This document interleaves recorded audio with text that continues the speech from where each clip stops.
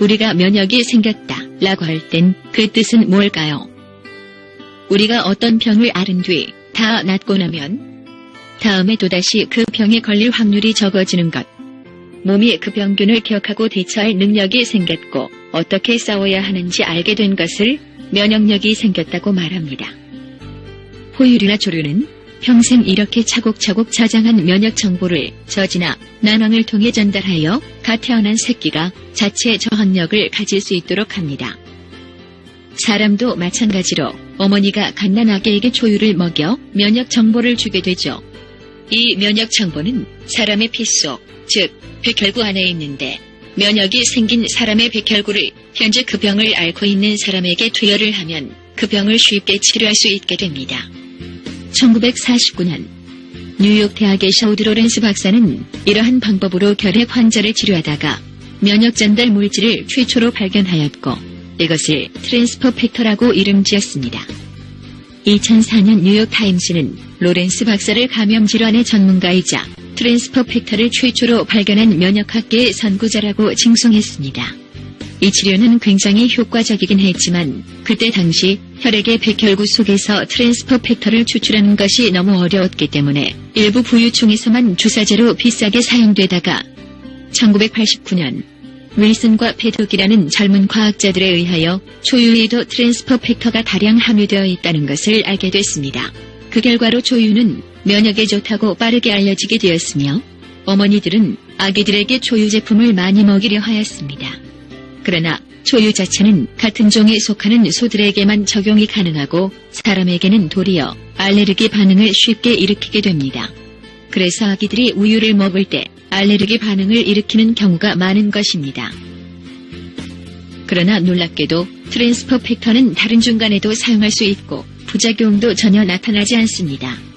이 사실은 의약품 제조업계에 혁명적이라고 할 만큼 폭발적인 변화를 가져왔고 많은 과학자들의 관심을 받게 되었습니다. 그래서 초유에서 트랜스퍼 팩터를 추출하는 것이 관건이었습니다. 초유에서 트랜스퍼 팩터를 추출하는 기술이 개발되고 제품으로 만들어지는 것까지는 어마어마한 제조비와 투자비가 들어가야 가능했죠. 그러던 1996년 미국의 데이빗 리손비라는 성공적인 사업가가 건강에 관심을 가지고 서적을 뒤지던 중에 오래된 논문에서 트랜스퍼 팩터라는 물질을 발견합니다. 흥미를 가지고 더욱 연구를 하던 그는 이것이 이 세상 모든 사람들에게 필요한 것이라는 확신을 가지게 되었습니다. 데이빗은 그가 가진 재산을 투자하여 회사를 만들고 대규모 연구비를 들여 소위 초유로부터 트랜스퍼 팩터를 추출하는 데 성공하였고 나아가 알을 낳는 동물도 난황에 트랜스퍼 팩터가 함유된 것을 발견하여 이 두 가지 추출한 것을 섞어 사람이 먹을 수 있는 최초 캡슐제 트랜스퍼 팩터를 만들었습니다. 홀라이프라고 이름한 이 회사가 만들어 특허를 획득한 트랜스퍼 팩터는 곧 과학자들의 연구 대상이 되었고 학회가 만들어지며 논문과 페이퍼, 기사 등 많은 데이터를 쏟아내게 되었습니다.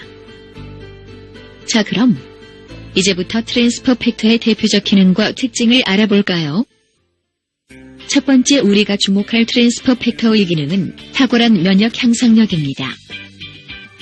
러시아 메디컬 사이언스 아카데미의 박사팀이 실시한 연구조사에서 트랜스퍼 팩터는 암, 바이러스를 잡아먹는 면역세포인 NK세포의 활동성을 283%나 높이는 것으로 나타났습니다. 트랜스퍼 팩터 플러스의 경우 믿을 수 없게도 437%나 올리는 것으로 나타났죠. NK세포가 강하면 면역이 떨어져서 걸리는 암, 감기, 감염 등을 예방할 수 있습니다. 두 번째 트랜스퍼 팩터의 기능은 반대로 면역 과잉 반응을 억제할 수 있는 것입니다. 필요 이상으로 너무 높아진 면역을 낮춘다는 이야기입니다.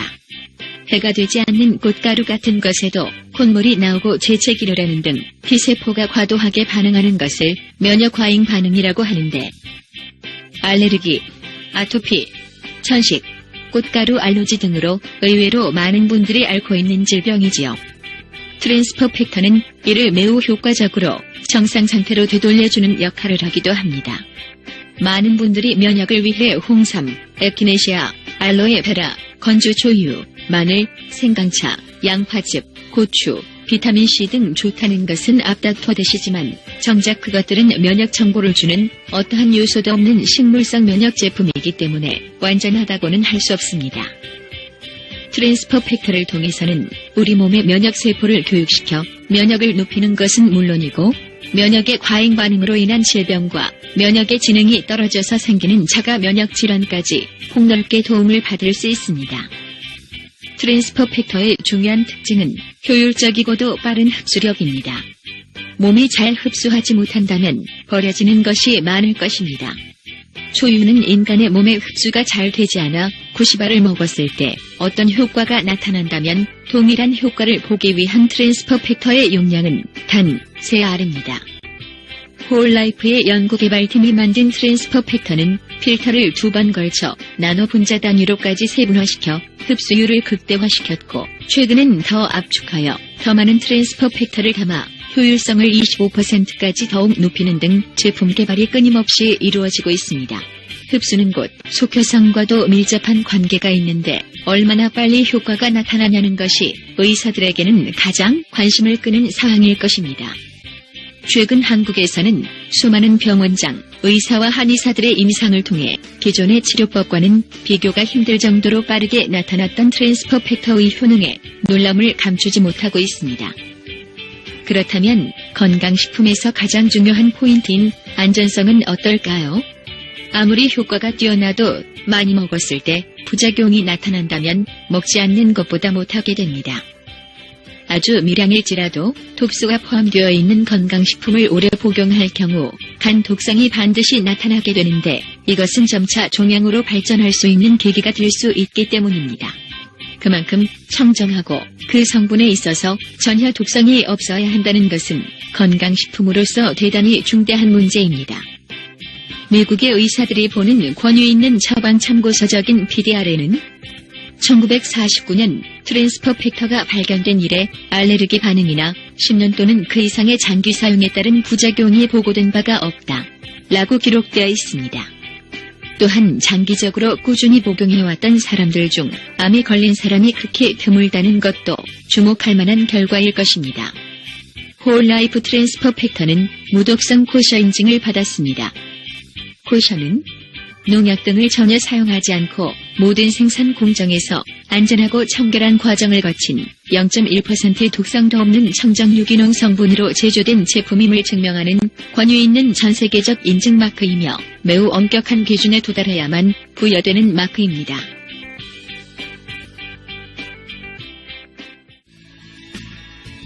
홀라이프 트랜스퍼 팩터를 드실 때 주의할 점은 호전 반응을 잘 이해해야 한다는 것입니다. 트랜스퍼 팩터가 몸에 들어가면 제일 먼저 하는 것이 독소를 밀쳐내는 일이기 때문에 예전에 앓았거나 현재 앓고 있는 병의 증상을 일시적으로 더욱 극심하게 나타나게 할 수도 있습니다. 건강에 위협이 되는 것을 몸 밖으로 내보내는 자연스러운 과정으로 반드시 거쳐야만 하며 드시는 분의 대략 40%에서 나타납니다. 이 반응을 낫는 과정이라 이해하고 받아들이시려면 호전 반응에 대한 서적을 미리 읽으심으로써 오해를 피할 수 있습니다. 기적의 물질 트랜스퍼 팩터로 전 세계의 수많은 사람들의 삶이 완전히 변했습니다. 그들은 홀라이프가 건강을 되찾는 데 있어서 매우 큰 도움이 되었던 것이라고 말합니다. 세균과 바이러스가 기승을 부리는 지금 면역 체계를 잘 관리하고 정보를 잘 갖춰 저항력을 가질 수 있어야 할 것입니다. 앞으로 면역 건강의 중요성은 점점 더 화두가 될 것이며 이에 면역과학의 최전선에 있는 홀라이프 트랜스퍼 팩터는 여러분과 소중한 사람들의 더 나은 건강과 더 나은 삶을 위한 최선의 방책이 될 것입니다.